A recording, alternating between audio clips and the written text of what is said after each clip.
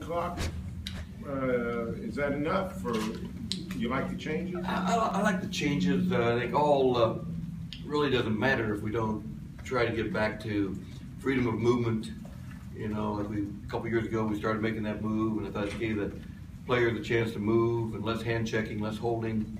It's not the official's fault. We have to give them a charge of what we want to see happen.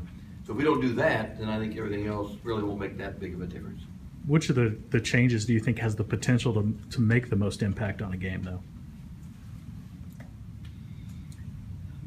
I don't know that there'll be a great impact if we don't go try back to free those, up, give the players a chance to move and cut out the holding and cut out the grabbing and body checking and hand checking and everything that's causing the scoring to go way down. What do you think of the changes that have been proposed on the women's side, with going to 4 quarters, with the advancing the ball to midcourt after a timeout late in the game? I think some aggressive changes there. I think the advancing is exciting for the game.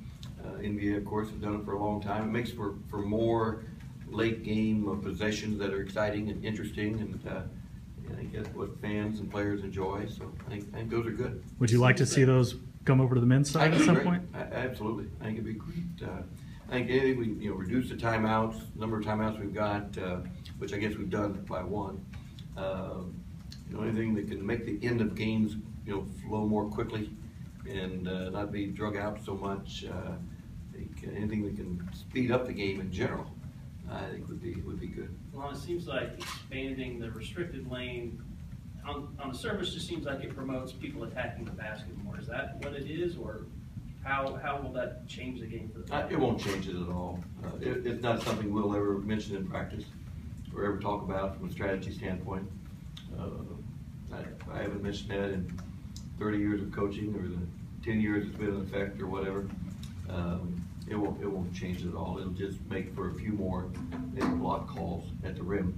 But if that's 1 or 2 a game, that'd be a high number problem. Do you think that actually impedes the pace of the game a little bit?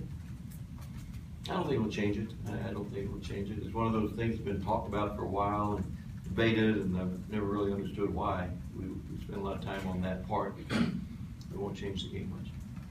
As you went to say the coaches convention in March, or in April, there was a lot of talk about the holding, the grabbing throughout the regular season. Were coaches more aware of that? I think more aware of it. We didn't discuss it much. It wasn't talked about much. It's not really reflected much in the changes that are occurring. Everyone talks about it and how we need to change it, but I don't hear that there's been a lot of change in that direction. How excited are you about the Performance Center? Very excited. It's fantastic. Now we need to get it started and get it going. But by the time when it comes, it'll be great, and it'll enhance the opportunities for the players' development, and it'll be fantastic. Do you change anything with how you approach the team or handle the team when expectations outside of the locker room are higher as you enter a season? It'll be a challenge for this group. We haven't had these expectations going into a season before. Every year they've gotten a little bit higher, but not to this degree. So it'll challenge our leadership of our senior guys, and we've got a good bunch of seniors, so the timing is good. These guys have been through it. They know what to expect, how they handle that, how they lead with regard to the work ethic. No doubt about that. I know they'll be in the gym. I know they'll work hard. They love to do that. So it's more of just going into each possession, treating each possession a little bit more significantly, making that more of a habit.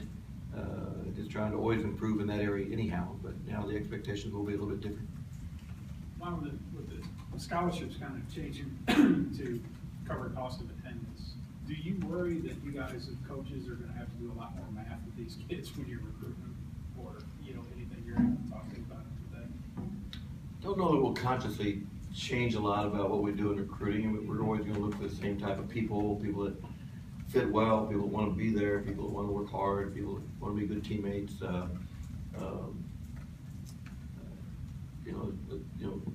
They'll have more, financially, more money in their pocket. I think we'll talk to them about that perhaps in terms of managing, their finances a little bit. Certainly it's their decision how they do that, but at least maybe talk to them about having a little bit more spending money now and making good decisions with that. Of course, their money, and do with what they want, but I think it's our responsibility to at least make them aware of, hey, think about it a little bit, budget things out, and have a plan for it. When you say it's our responsibility, you're talking about the basketball team, or are you talking about the athletic department, maybe a campus-wide initiative to educate your athletes? It's how probably to both. spend, In our how to athletic spend. department, Joe does such a great job with all that stuff. I would imagine it'd be department-wide, but certainly we'll do it within our team. I would imagine Joe's way ahead of the curve on that one, I'm sure. Well, some of the deals have been brought up is, cost of living at each school and things like that. And, sometimes you're dealing with kids, well, one school, like the scholarships worth an extra $5,000 as opposed to $2,500, that maybe don't understand what cost of living truly means.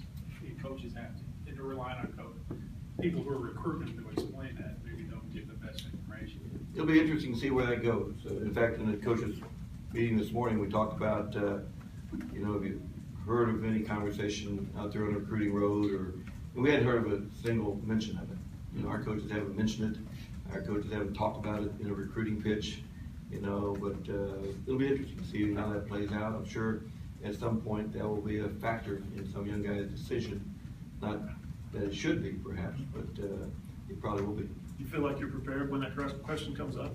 Coach, I can get another 1,000 if I go play at XYU. Well, we'll just present it logically, like you just said, the cost of living difference, supposedly, equitable across the board, but still in the young guy's eyes, $1,000 more means you got $1,000 more instead of relating it to things being a little bit more expensive at one place than another. You've seen instances, I guess, too, where guys are sending money back home to their family. They come from disadvantaged backgrounds or whatever. I'm sure that will happen a lot. I'm sure that's something that a lot of players, that's their first thought. They come from a situation where, financially, back home could use it a little bit. I'm sure that will be on a lot of players' minds. How much of that will start really with the families, the parents, just, having them understand cost of attendance versus just the kids themselves? We always, when we talk to a player, we generally, we're talking to the family as well in terms of this is what this means, this is what you're going to have over the next semester, next 4 months, and the following 4 months. We're just lay it out there and try to give them as much information as we can about it. Of course, it's their money to do with what they want, but at least let them be aware of what is going to be available. Seems like it could be complicated. It might be kind of a pitch that you refine. You start to refine over the years. I mean, it seems like something that might be difficult at first, but you'll figure out kind of how to reach people with your message. Anytime you do something for first year, it's going to be we'll have a better idea in the second year, better idea in the third year. Like you say, over time, we'll be a little bit more accurate, perhaps, in what we're forecasting. Been to a few of these